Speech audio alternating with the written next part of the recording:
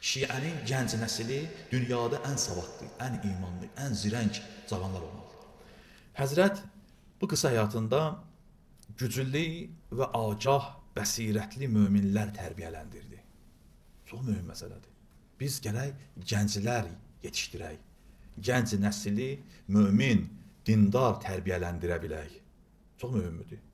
Allah bizlərə övlad nəsib eləyir, gənc nəsillər verir bizə. Şiənin gənc nəsli dünyada ən savadlı, ən imanlı, ən zirəng cavanlar olmalıdırlar. Hər sahədə. Həkimdir, ən savadlı həkim olmalıdır.